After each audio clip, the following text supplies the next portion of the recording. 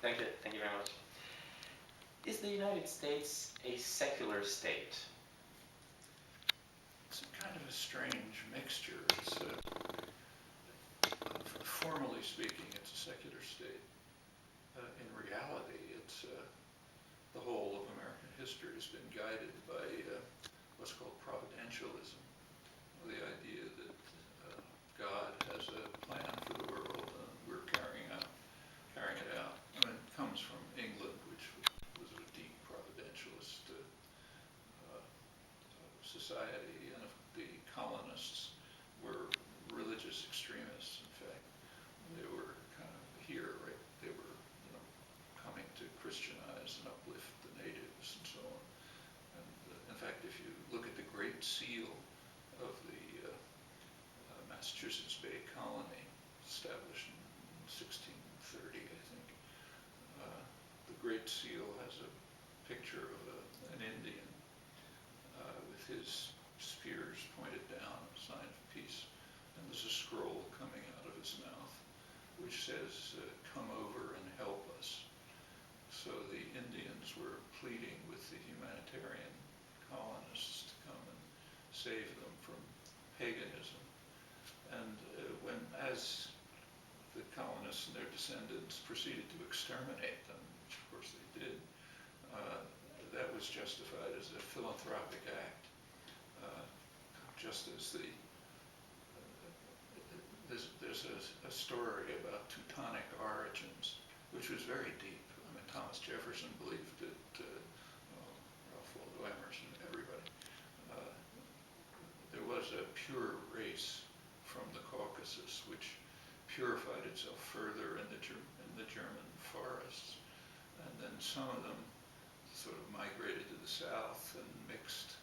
Instead of exterminating the population, they intermarried with them. They became degenerate. That's why the Mediterranean countries are degenerate. But the pure Teutonic race migrated west, went to England.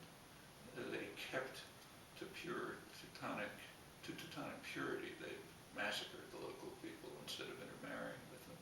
And then, of course, they came to the United States, where they're even more amazing. And then, of course, they had to exterminate the natives. And for a philanthropic reason, that's the only way you can get to a pure race. This sounds familiar in Germany. It is. And it was the guiding spirit of,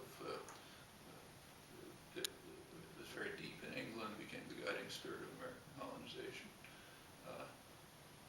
You know the other part of the story, so I don't have to go through it. But and this goes right into the 20th century, well into the 20th century. In fact, still there.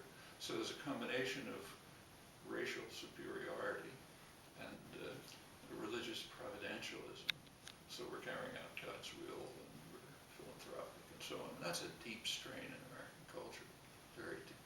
So on the one hand, it's formally secular. On the other hand, it's in practice quite different, because policy isn't divorced from culture. That's all the way to, say, George W. Bush. I mean, when he was planning the war on Iraq, he met with the French President Chirac to try to talk him into joining in the war effort.